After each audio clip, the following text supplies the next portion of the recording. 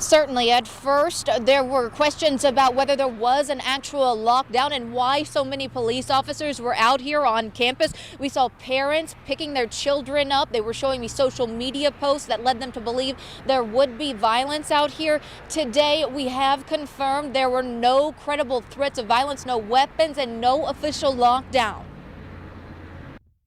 You see parents and students walk past the police cruisers to get to their cars and get off Diamond Oaks Career Campus Friday. A picture started circulating social media a few days ago, and since then the situation has escalated to this point. Monique Booker picked up her niece after she heard there was a lockdown on campus and threats of possible violence.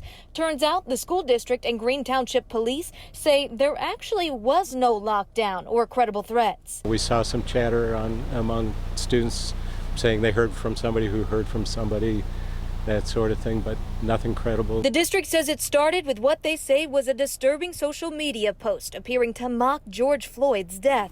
That led to students walking the halls chanting. They had a protest yesterday during lunch saying Black Lives Matter. Then she says another social media post. There was a video of one of the kids who went around saying, you know, Black Lives Matter. The district says after rumors of clashing protests potentially breaking out Friday, administrators asked Green Township Police Department to add officers to campus.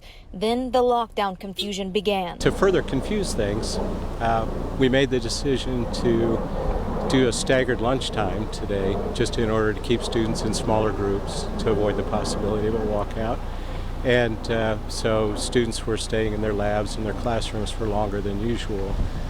So it started sounding like they were being locked down in their rooms. And people was calling their parents and they was leaving. Families not willing to chance it. So a lot of parents are showing up and coming to get their kids just in case. And the district says the question remains, how do you get the students back on track for learning and education on Monday? And a spokesperson tells me leaders here will be discussing that over the weekend. And they say it's an ongoing issue that schools everywhere have to discuss, is how you deal with student emotions that social media stirs up. Reporting live in Green Township, Courtney Francisco, WCPO 9 News.